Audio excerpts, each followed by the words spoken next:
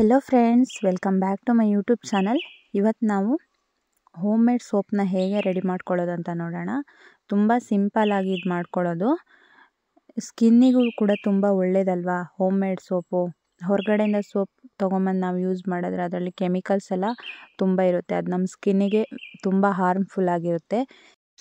ಅದಕ್ಕೆ ನಾವು ಮನೇಲೇ ಸೋಪ್ ರೆಡಿ ಮಾಡಿಕೊಂಡು ಯೂಸ್ ಮಾಡೋಣ. ನಿಮಗೆ ಯಾವುದು ಬೇಕಾದರೂ ನೀವು ಹಾಕ್ಕೋಬೋದು. ನಾನಿಲ್ಲಿ ಪಪ್ಪಾಯ ತೊಗೊಂಡಿದ್ದೀನಿ, ನೀವು ಅಲೋವೆರಾ ಹಾಕ್ಕೋಬೋದು ಅಥವಾ ನೀಮ್ ಹಾಕ್ಕೋಬೋದು. ಯಾವುದೇ ಇದನ್ನು ನೀವು ಹಾಕ್ಕೋಬೋದು. ನಿಮಗೆ ಹೆಲ್ತಿಗೆ ಯಾವುದು ಒಳ್ಳೆಯದು ಅಂತ ಅನಿಸುತ್ತೋ ಅದನ್ನು ನೀವು ಹಾಕ್ಕೋಬೋದು. ನಾನಿಲ್ಲಿ ಪಪ್ಪಾಯ ಹಾಕ್ಕೊಂಡಿದ್ದೀನಿ. ಪಪ್ಪಾಯ ಅಂದರೆ ಫೇಸಲ್ಲಿ ಪಿಂಪಲ್ಸ್ ಎಲ್ಲ ಆಗಲ್ಲ, ಜಾಸ್ತಿ ಕಡಿಮೆ ಆಗುತ್ತೆ. ಪಿಂಪಲ್ಸು, ಡಾರ್ಕ್ ಸ್ಪಾಟ್ಸ್ ಎಲ್ಲ ಕಮ್ಮಿ ಆಗುತ್ತೆ, ವೈಟ್ ಹೆಡ್ಸ್ ಎಲ್ಲ ಕಮ್ಮಿ ಆಗುತ್ತೆ ಫೇಸಲ್ಲಿ. ಹಾಗಾಗಿ ನೋಡಿ, ಇವಾಗ ರೆಡಿ ಮಾಡೋಣ. ನಾನಿಲ್ಲಿ ಒಂದು ಮಿಕ್ಸರ್ ಜಾರ ತೊಗೊಂಡಿದ್ದೀನಿ ಸಣ್ಣದು. ಇದನ್ನು ಚೆನ್ನಾಗಿ ಬಿಸಿನೀರಲ್ಲಿ ತೊಳ್ಕೊಬೇಕು ಮಿಕ್ಸರ್ ಜಾರ, ಯಾಕಂದರೆ ಅದರಲ್ಲಿ ಖಾರ ಎಲ್ಲ ನಾವು ಕಡ್ದಿರ್ತೀವಲ್ಲ. ಹಾಗಾಗಿ ಚೆನ್ನಾಗಿ ಅದನ್ನು ವಾಶ್ ಮಾಡಿ ಒಂದು ಒಳ್ಳೆ ಬಟ್ಟೆಯಲ್ಲಿ ಒರೆಸ್ಕೊಂಡು ಅದಕ್ಕೆ ನಾನು 1 ಬೌಲ್ ಆಗೋಷ್ಟು ಪಪ್ಪಾಯ ಹಾಕ್ತಾಯಿದ್ದೀನಿ. ನಿಮಗೆ ಎಷ್ಟು ಬೇಕೋ ನೀವು ಅಷ್ಟು ಹಾಕ್ಬೋದು. 1 ಬೌಲ್ ಪಪ್ಪಾಯ ಸಾಕಾಗುತ್ತೆ. ಚೆನ್ನಾಗಿ ಪೇಸ್ಟ್ ಮಾಡ್ಕೋಬೇಕು ಇದನ್ನು. ನೋಡಿ, ಇಷ್ಟು ಹದದಲ್ಲಿದ್ದರೆ ಸಾಕಾಗುತ್ತೆ. ಚೆನ್ನಾಗಿ ಪೇಸ್ಟ್ ಮಾಡ್ಕೋಬೇಕು, ನೈಸ್ ಆದರೆ ಸಾಕು. ಇದಕ್ಕೆ ವಿಟಮಿನ್ ಇ ಕ್ಯಾಪ್ಸಲ್ಸ್ ಬೇಕಾಗುತ್ತೆ ಫ್ರೆಂಡ್ಸ್. ನೀವು ಮೆಡಿಕಲಲ್ಲೆಲ್ಲ ಸಿಕ್ಕುತ್ತೆ ನಿಮಗೆ, ಎಲ್ಲಾದರೂ ಯಾವ ಮೆಡಿಕಲಲ್ಲಿ ಹೋಗಿ ಕೇಳಿದ್ರು ವಿಟಮಿನ್ ಇ ಕ್ಯಾಪ್ಸಲ್ ಕೊಡಿ ಅಂದರೆ ಕೊಡ್ತಾರೆ. ಇದು ಸೋಪ್ ಬೇಸು, ಇದು ನಮಗೆ ಮೇಯ್ನು. ಇದಿಲ್ಲಾಂದರೆ ಸೋಪ್ ಮಾಡೋಕ್ಕಾಗಲ್ಲ. ನಾನು ಇದನ್ನು ಮೀಶೋದಲ್ಲಿ ತರಿಸಿದ್ದು. ನಿಮಗೆ ಬೇಕಾದರೆ ಲಿಂಕ್ ಬೇಕಾದರೆ ಡಿಸ್ಕ್ರಿಪ್ಷನಲ್ಲಿ ಹಾಕಿರ್ತೀನಿ, ನೀವು ಯೂಸ್ ಮಾಡ್ಕೋಬೋದು. ನೋಡಿ, ಒಂದು ಸ್ಟೀಲ್ ಪಾತ್ರೆಯಲ್ಲಿ ಮಾಡಬೇಕು ಇದನ್ನು. ಸಿಲ್ವರ್ ಪಾತ್ರೆಯಲ್ಲಿ ಮಾಡೋಕ್ಕೆ ಹೋಗಬೇಡಿ. ಸ್ಟೀಲ್ ಪಾತ್ರೆಯಲ್ಲಿ ಹೀಗೆ ಸೋಪ್ ಬೇಸನ್ನು, ಅದರಲ್ಲಿ 2 ಪೀಸ್ ಇತ್ತಲ್ಲ, 2 ಪೀಸಲ್ಲಿ 1 ಪೀಸನ್ನ ಅರ್ಧ ಕಟ್ ಮಾಡ್ಕೊಂಡು ಅದಷ್ಟನ್ನು ಯೂಸ್ ಮಾಡಿಕೊಂಡ್ರೆ ಸಾಕು. ನಿಮಗೆ 4 ಸೋಪ್ ಆರಾಮಾಗುತ್ತೆ. ನಮಗೆ ಎಷ್ಟು ಬೇಕು ಅಷ್ಟು ಕಟ್ ಮಾಡ್ಕೊಂಡಾದ್ಮೇಲೆ ಸ್ಟವ್ನ ಆನ್ ಮಾಡ್ಕೋಬೇಕು. ಸ್ಟವ್ ಫ್ಲೇಮನ್ನು ಸಿಮ್ಮಲ್ಲಿ ಇಟ್ಕೊಂಡ್ರೆ ಸಾಕಾಗುತ್ತೆ. ನಾವು ಇದನ್ನು ಡೈರೆಕ್ಟಾಗೂ ಮಾಡ್ಬೋದು, ಇಂಡೈರೆಕ್ಟಾಗೂ ಮಾಡ್ಬೋದು. ಇಂಡೈರೆಕ್ಟಾಗಿ ಅಂದರೆ ನೀರನ್ನು ಇಟ್ಟು ಅದಕ್ಕೊಂದು ಸ್ಟೀಲ್ ಇದಿಟ್ಟು ಅದ್ರ ಮೇಲೆ ಸೋಪ್ ಬೇಸನ್ನು ಹೀಗೆ ಮೇಲಿಟ್ಟು ಅದು ಹಬೆಯಲ್ಲೇ ಕರಗಿಸ್ಕೋಬೋದು. ಅದು ಇನ್ನೂ ಒಳ್ಳೆಯದು. ಹಾಗೆ ಮಾಡೋದ್ರಿಂದ ತುಂಬ ಒಳ್ಳೆಯದು. ಇದು ಡೈರೆಕ್ಟಾಗಿ ಕಾಯಿಸ್ಕೊಳ್ಳೋದು. ಇದನ್ನು ಹೀಗೂ ಕಾಯಿಸ್ಕೋಬೋದು, ಏನು ಕಾಯಿಸ್ಕೋಬಾರ್ದಂತ ಇಲ್ಲ.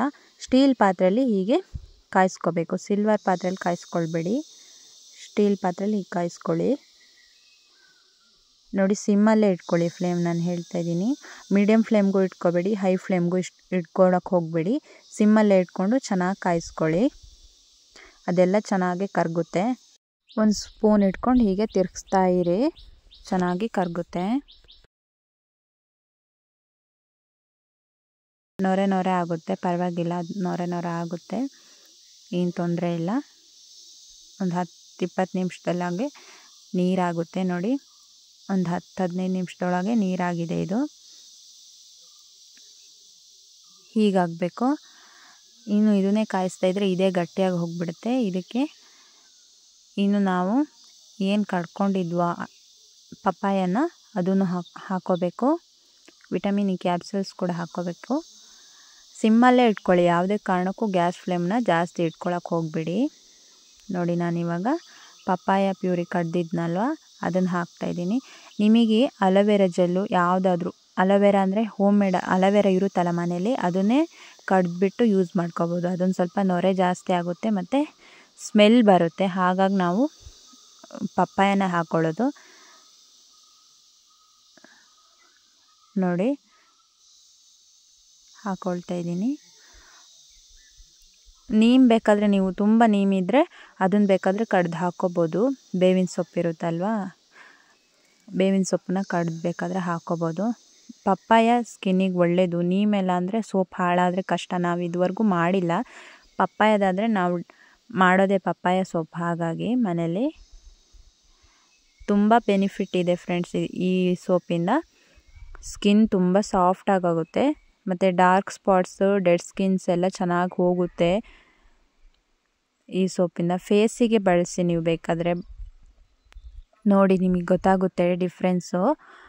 ಇನ್ನು 4 ಸೋಪ್ ಮಾಡ್ತೀವಲ್ಲ, ಅದು ಖಾಲಿ ಆಗೋ ಒಳಗೆ ನಿಮಗೆ ಡಿಫ್ರೆನ್ಸ್ ಗೊತ್ತಾಗುತ್ತೆ. ನಾನು ನೋಡಿ ವಿಟಮಿನ್ ಇ ಕ್ಯಾಪ್ಸಲ್ಸ್ ಹಾಕಿದ್ದೀನಿ. ವಿಟಮಿನ್ ಇ ಕ್ಯಾಪ್ಸಲ್ಸ್ ನೀವು ಒಡೆದು ಹಾಕೋಕ್ಕಿಂತ ಡೈರೆಕ್ಟ್ ಹಾಕಿದ್ರೇ ಒಳ್ಳೆಯದು. ಯಾಕಂದರೆ ಅದ್ರ ಕವರ್ ಇರುತ್ತಲ್ಲ, ಅದರಲ್ಲೂ ಹೆಲ್ತ್ ಬೆನಿಫಿಟ್ಸ್ ತುಂಬ ಇರುತ್ತೆ. ಹಾಗಾಗಿ ಅದು ಕರಗುತ್ತೆ, ನೀವು ಟೆನ್ಷನ್ ಮಾಡ್ಕೊಳಕ್ಕೆ ಹೋಗಬೇಡಿ. ಅದನ್ನು ನಾನು ಹಾಗೆ ಹಾಕಿದೆ.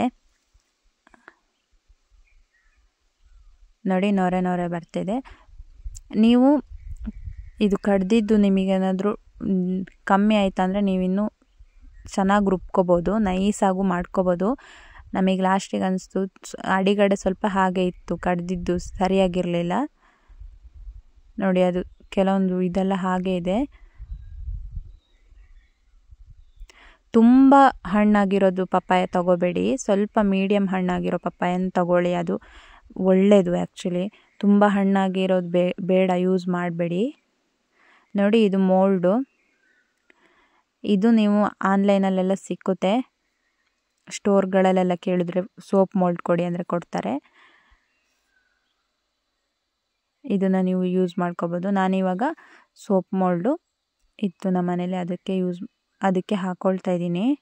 ಬಿಸಿ ಇರುವಾಗಲೇ ಹಾಕ್ಕೊಳ್ಳಿ, ಅದೇನು ಕರಗಲ್ಲ, ಅದು ರಬ್ಬರ್ ಅಲ್ವಾ, ಅದು ಕರಗಲ್ಲ, ಏನು ತೊಂದರೆ ಇಲ್ಲ. ನೀವು ಆ ಸೋಪ್ ಮೋಲ್ಡಿಗೆ ಸ್ವಲ್ಪ ಎಣ್ಣೆ ಹಾಕ್ಕೊಂಡ್ರೆ ಒಳ್ಳೆಯದು, ಬೇಗ ಚೆನ್ನಾಗಿ ಬರುತ್ತೆ, ಸೋಪು ಚೆನ್ನಾಗಿ ಎದ್ದು ಬರುತ್ತೆ. ಹಾಗಾಗಿ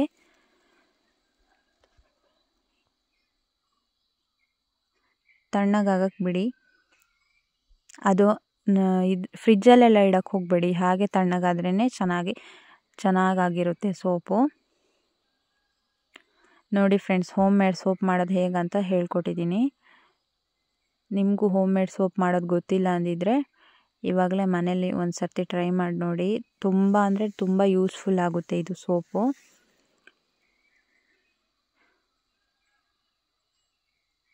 ಕೆಮಿಕಲ್ಸ್ ಇಲ್ಲದೇ ಸೋಪ್ ಮಾಡೋದು ಎಷ್ಟು ಈಸಿ ನೋಡಿ. ನಾವು ಹೊರಗಡೆಯಿಂದ ಈಸಿ ಅಂತ ಸೋಪ್ ತಂದು ಯೂಸ್ ಮಾಡ್ತೀವಿ, ಆದರೆ ಅದು ವಿತ್ ಕೆಮಿಕಲ್ಲು, ಇದು ವಿತೌಟ್ ಕೆಮಿಕಲ್ ಫ್ರೀ ಸೋಪು. ಹಾಗಾಗಿ ಈ ಥರದ್ದೇ ಹೋಮ್ ಮೇಡ್ ಸೋಪ್ಗಳನ್ನ ಮಾಡಿ ನೀವು ಬಳಸಿ. ಇದು ಇನ್ನು ತಣ್ಣಗಾಗಕ್ಕೆ ಬಿಡಬೇಕು. ಇನ್ನೊಂದು 6 ಗಂಟೆಯಲ್ಲಿ ಇದು ತಣ್ಣಗಾಗುತ್ತೆ. 6ರಿಂದ 4 ಗಂಟೆ ಬೇಕಿತ್ತು ತಣ್ಣಗಾಗೋಕ್ಕೆ.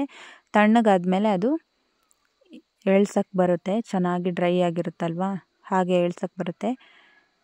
ಎಣ್ಣೆ ಹಾಕಬೇಕಂತನೂ ಇಲ್ಲ, ಹಾಕದೇ ಇದ್ರೂ ನಡೆಯುತ್ತೆ, ಹಾಗೆ ಡೈರೆಕ್ಟಾಗಿ ಹಾಕಿದ್ರೂ ಪರವಾಗಿಲ್ಲ. ಇದನ್ನು ಬಿಸಿನೀರಲ್ಲಿ ತೊಳ್ಕೊಬೇಕು ಫ್ರೆಂಡ್ಸ್. ಮೋಲ್ಡನ್ನ ಫಸ್ಟು